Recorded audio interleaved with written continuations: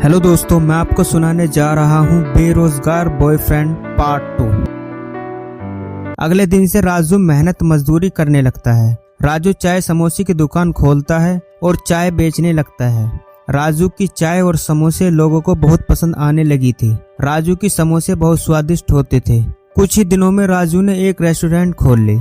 अब उसकी बहुत आमदनी होने लगी थी। इधर वंदना के घर वाले वंदना की शादी करने का दबाव डालते हैं।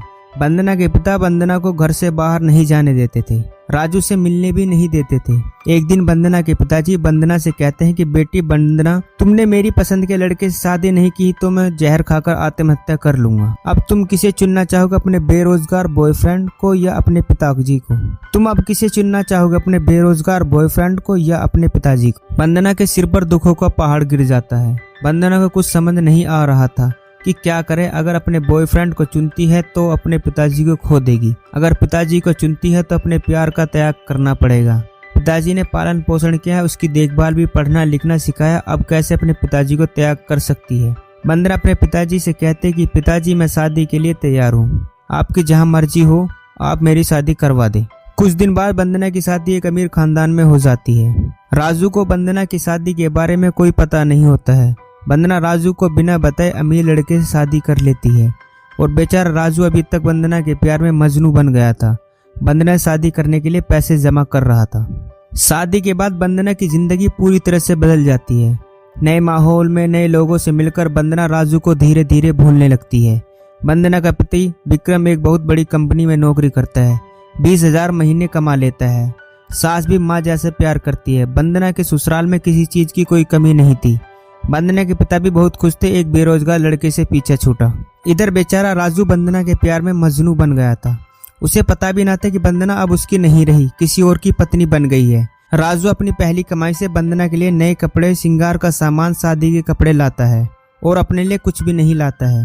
राजू अपने पिताजी से कहता है, पिताजी, मैंने अपनी पहली कमाई से तेरे होने वाली बहू के लिए कपड़े, मेकअप का सामान लाया हूँ। पिताजी बहुत खुश होते हैं, बेटे को गले से लगा लेते हैं और कहते हैं कि मुझे तुझ पर गर्व है बेटा। कुछ दिन बाद राजू वंदना के घर रिश्ता लेकर जाता है। राजू वंदना के घर का दरवाजा खटखटाता है। घर के अंदर से वंदना के पिताजी दरवाजा खोलते हैं और कहते हैं, कौन हो तुम? राजू, अंकल जी, आपने मुझे पहचाना नहीं? मैं आपकी बेटी का बॉयफ्रेंड राजू हूँ, आपकी बेटी का हाथ मांगने आया हूँ। वंदना के पिताजी, तुम वही बेरोजगार हो ना जिसे पहले बेइज्जती करके भेजा था? तुम फिर भी आ गए, चले जाओ यहाँ से, नहीं तो धक्के मार कर निकाल देंगे। राजू, अंकल जी, आप मेरा अपमान मत करो, मैं बेरोजगार नहीं हूँ, बहुत बड़े होटल का मालिक हूँ। आपकी बेटी से शादी करने के लिए मैंने बहुत मेहनत की है। वंदना को बुलाओ और कहिए राजू मिलने आया है। बहुत दिनों से पगली को देखा नहीं है, आंखें तरस गई हैं मेरी पगली को देखने के लिए। वंदना के पिताजी, वंदना यहाँ पे नहीं रहती है। राजू, मेरी वंदना कहाँ है? वंदना के पिताजी, अपनी ससुराल में। राजू को बहुत बड़ा सदमा लगता है। उसकी जिंदगी पल भर में बदल जाती है, खुशियाँ मातम में बदल जाती हैं। उसे कुछ समझ नहीं आ रहा था कि क्या करे। राजू वंदना के पिताजी से कहता है कि आप झूठ बोल रहे हो, मेरी वंदना मुझे धोखा नहीं दे सकती, मुझे वंदना पर पूरा भरोसा है। वंदना को घर से बुलाइए, मैं आपके सामने हाथ जोड़ता हूँ, आपके पैर पड़ता हूँ, इतना बड़ा मजाक मत करिए। वंदना को देखने के लिए आंखें तरस गई हैं, मैं वंदना के बिना मर जाऊंगा। वंदना के पिताजी राजू को घर से धक्के मारकर निकाल देते हैं। बेचारा राजू सारी रात वंदना के घर के बाहर रोते रोते कब सो जाता है उसे पता नहीं चलता। इधर राजू के पिताजी सारी रात राजू का इंतजार करते रहते हैं, बिना खाए पिए ही सो जाते हैं। सुबह जब उसकी आंख खुलती है तो राजू को आवाज देता है, बेटे राजू तुम आ गए।